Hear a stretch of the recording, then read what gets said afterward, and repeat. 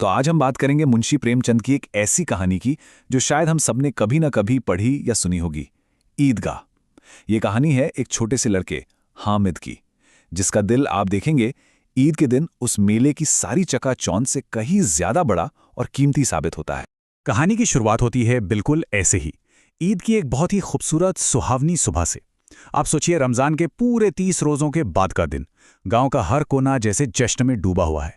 हवा में एक अलग ही उम्मीद है, एक उत्साह है, और सब के सब बस ईदगाह जाने की तैयारी में लगी हैं।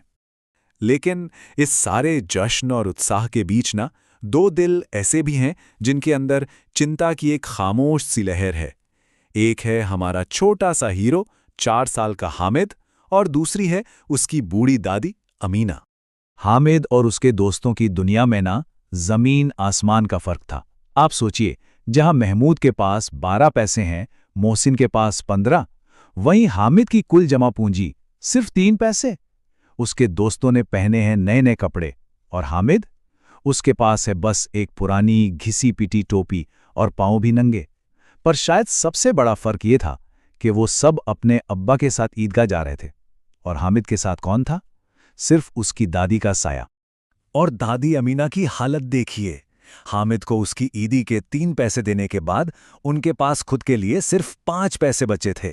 बस यही 5 पैसे उनकी पूरी जमा पूंजी। और इसी में उन्हें ये चिंता खाए जा रही थी कि भाई ईद का त्योहार है, घर कैसे चलेगा, सेवैयां कहां से आएंगी। पर हामिद की जेब भले ही खाली थी, उसका दिल वो उम्मीद से भरा हुआ था। अरे बच्चों की कल्पना तो वैसे भी राई का पहाड़ बना देती है ना? तो हामिद की दुनिया में उसके अब्बा जान पैसे की थैलियां लेकर लौटेंगे, और अम्मी जान अल्लाह के घर से ढेर सारे तोहफे लाएंगी। बस यही उम्मीद उसकी ढाल थी। यही उसे गरीबी और अकेलेपन के एहसास से बचाए रखती थी। तो चलिए, अब हम भी इन बच्चों की टोली में शामिल हो जाते हैं और निकलते हैं ईदगाह के इस 3 कोस लंबे सफर पर।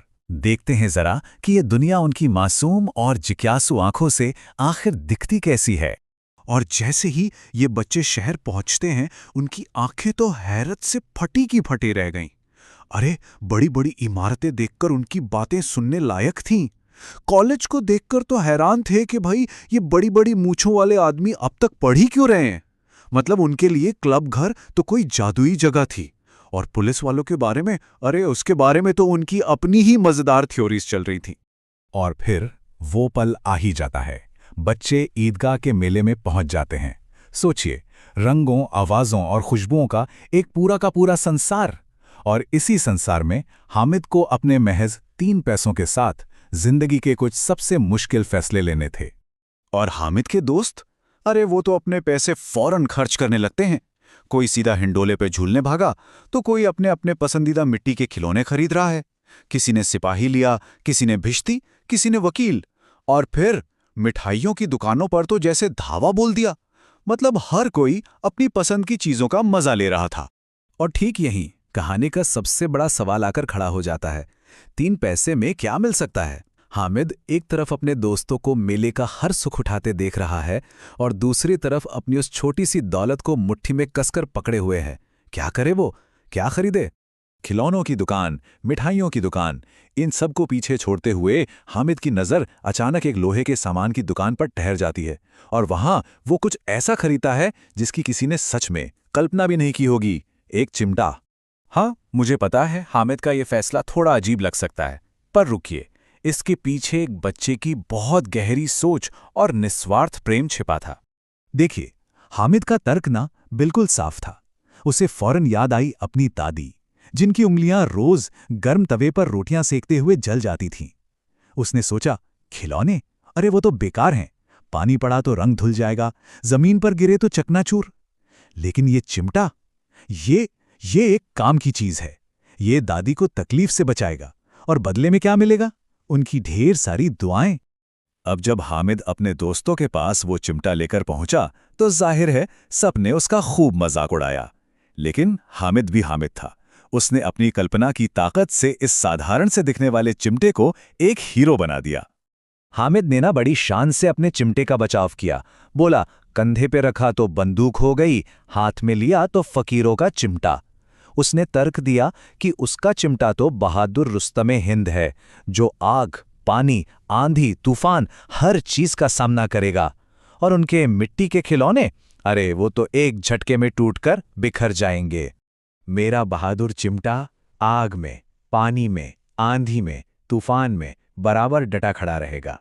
बस हामिद की इस जोरदार दलील ने सबको चुप करा दिया।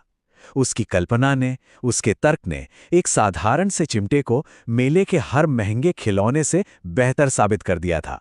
और देखते ही देखते क्या हुआ, सबके सब उसके चिमटे के कायल हो गए। और अब कहानी अपने सबसे भावुक, सबसे इमोशनल मोड़ पर पहुंचती है। हामिद घर लौट रहा है और अब उसके इस अनोखे तोहफे की असली कीमत सामने आने वाली है। और पता है, घर पहुंचते पहुंचते बाकी लड़कों के खिलौनों का क्या हुआ? बहुत बुरा हश्र। किसी का खिलौना उसकी बहन ने तोड़ दिया, तो किसी का जमीन पर गिरकर चकनाचूर हो गया। मतलब हामिद का फैसला एक बार फिर सही साबित हुआ। उसका चिमटा, वो तो बरसों तक बना रहेगा।